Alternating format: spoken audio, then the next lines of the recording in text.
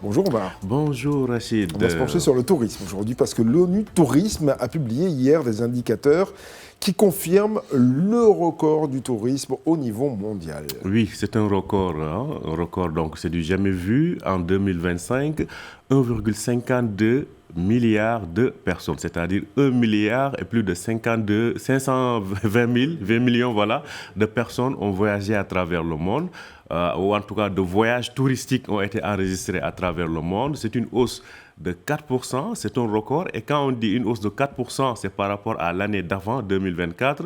Ça veut dire qu'il y a 60 millions de voyages touristiques supplémentaires qui ont été enregistrés pendant donc 2025. C'est assez important quand même à être souligné. Donc c'est un record inédit. De façon générale, alors, il faut dire que plus ou près de la moitié de ces voyages touristiques ont été faits en Europe, parce qu'ils sont à plus de 700 millions de touristes, notamment en France et en Espagne, qui sont les deux premières destinations touristiques mondiales. Alors, d'autres parties du monde, comme par exemple, on prend le cas de l'Asie et de l'Afrique, qui ont progressé. On reviendra d'ailleurs tout à l'heure sur le cas de l'Afrique. Il y a aussi l'Amérique latine et le Moyen-Orient aussi, notamment les pays du Golfe qui ont extrêmement progressé. Le Moyen-Orient a eu plus de 100 millions de touristes donc, en 2025. Donc, c'est un peu les tendances globales, mais aux États-Unis, la chose a plus ou moins stagné en raison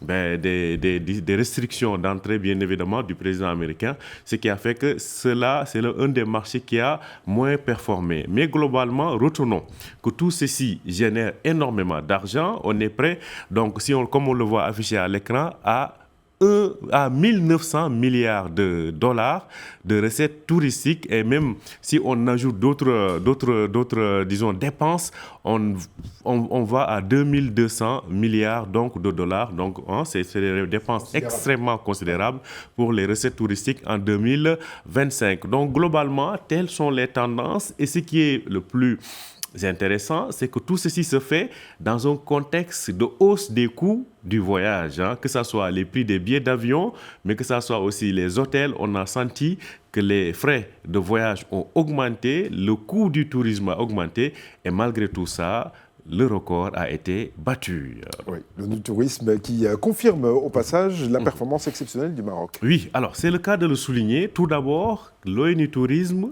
confirme les près de 20 millions de touristes que le Maroc a enregistrés en 2025, donc soit une hausse de 14%, ce qui fait du Maroc la première destination touristique en Afrique. Donc ça, c'est extrêmement important à souligner. D'ailleurs, ces performances du Maroc avec d'autres pays d'Afrique du Nord font que le continent, de façon globale, a progressé de 8% sur une année. Donc je pense que ça, c'est très révélateur. C'est 2 fois plus que la moyenne mondiale, quand même. Voilà, c'est 2 fois plus que la moyenne mondiale. C'est extrêmement important. Donc le Maroc aujourd'hui est considéré comme la destination africaine de premier plan, la première destination africaine en termes de tourisme, et ceci est indiscutable aux yeux de l'ONU Tourisme.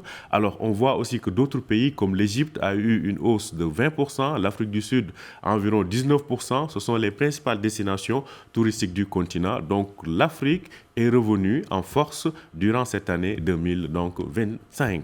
Et quelles sont les perspectives pour l'année 2026 Alors, Rachid, pour 2026, la tendance devrait se confirmer.